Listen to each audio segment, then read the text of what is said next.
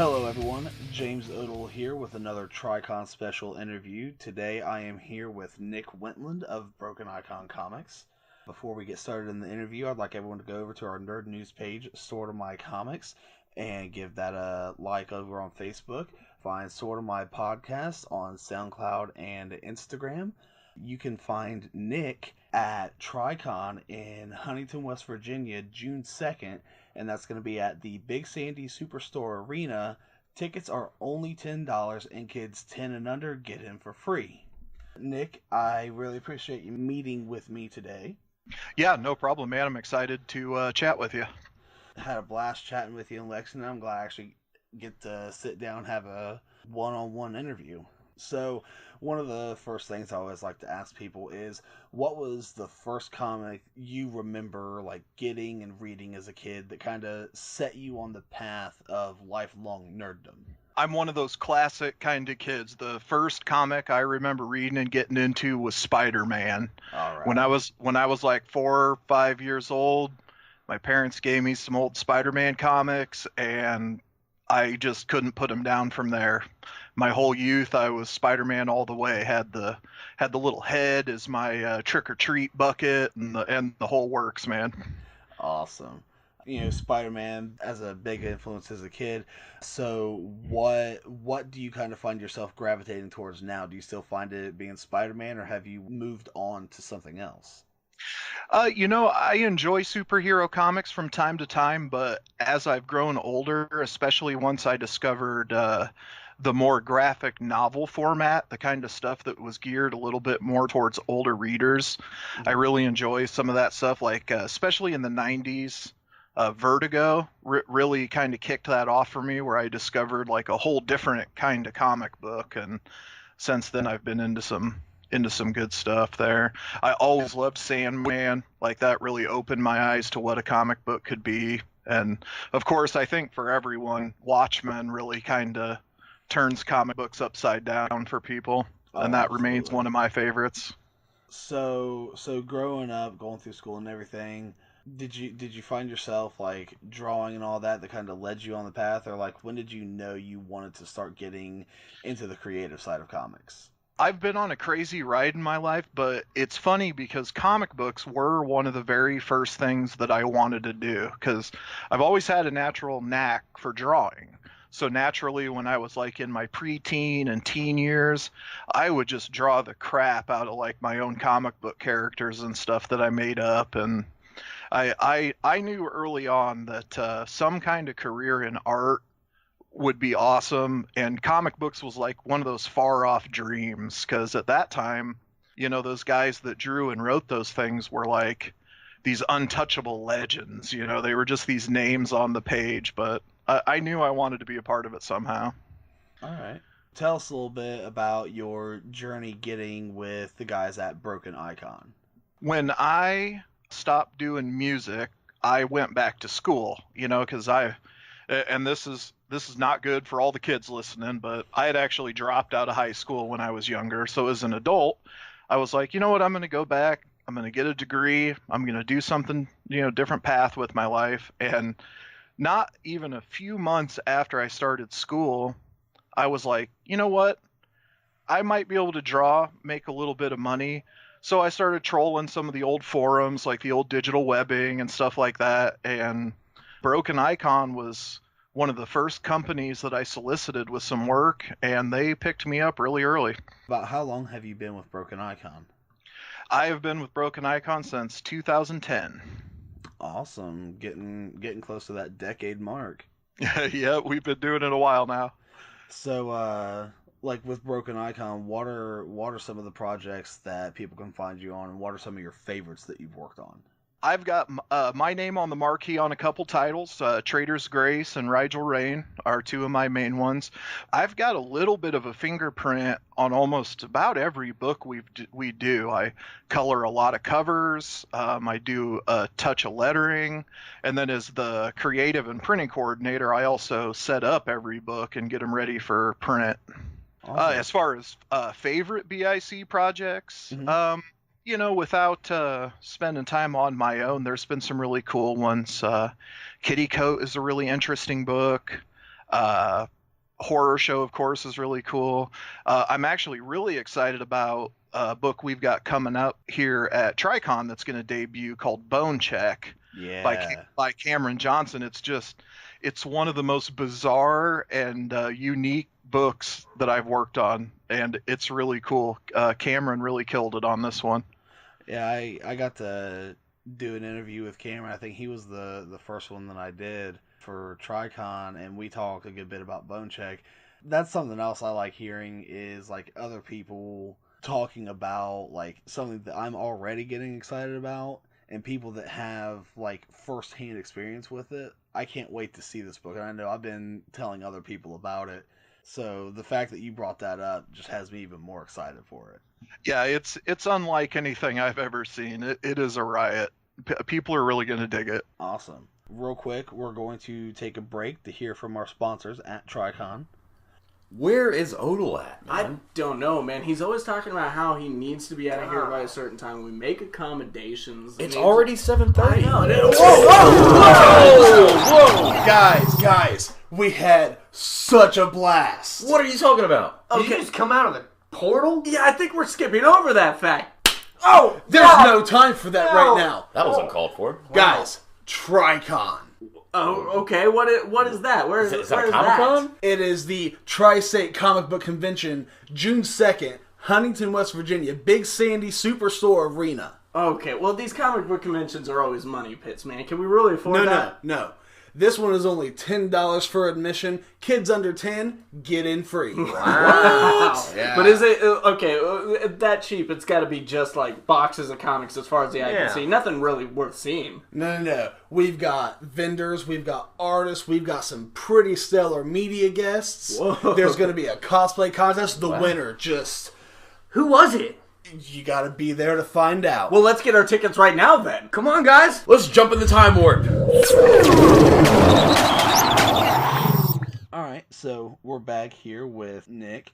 So, what are some characters that you always found yourself doodling over the years and that you just constantly find yourself drawn to? One of my favorite characters to draw to this day that it would be an absolute dream to work on is Witchblade. I loved that comic from front to back, and she's such a cool character, and she's so much fun to draw. That would be one of my dream gigs is getting to draw that character. Nice.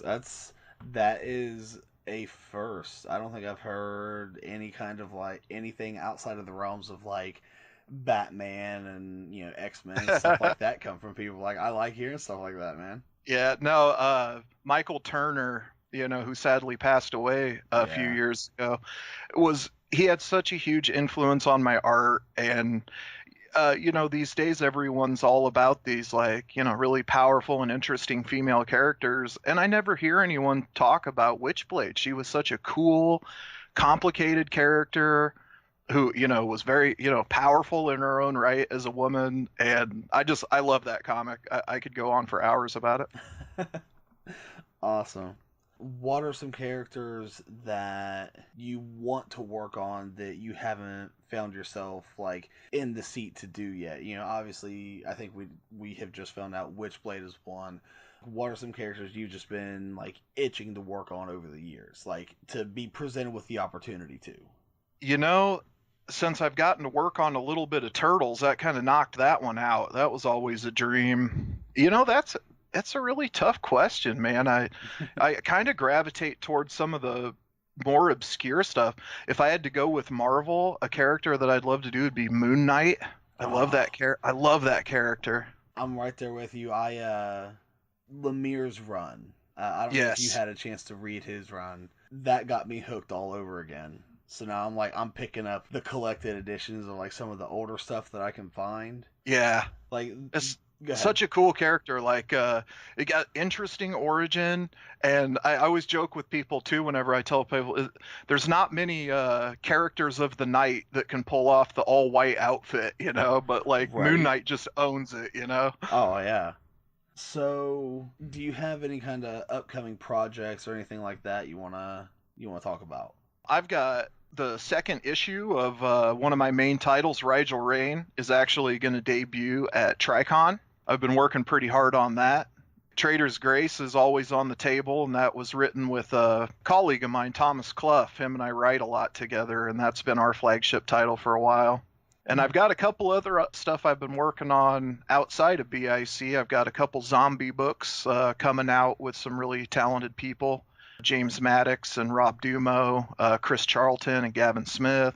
So that's been a blast to work on as well. So where can people find your art out here on the internet? My name, Nicholas Wentland. You can find me that way on both Facebook and Instagram, and I'm pretty active on those, and I try to contact anyone that I can. If I got any deviant art people out there, I'm Nightlance1, and I post a lot of stuff up on DeviantArt. I've been a fan of that site for years and years, so I'm still pretty active on there. Kind of surprised to hear that name brought up, because it's still such an active art community, but you don't hear about too many people like actually bringing it up anymore. Right. Are you going to be available for commissions and such at Tricon? At Tricon, I usually spend most of my time slinging books, but I am open to take down names and numbers. If someone was interested in getting me a commission, I could always mail it out, or get in touch with them some other way, maybe at a future show or something. It's one of the few shows where I don't really focus on commissions very much, but I am available about any other time through the internet, and I've shipped a lot of art, so people can rest assured I know how to package those so it'll get to you in one piece.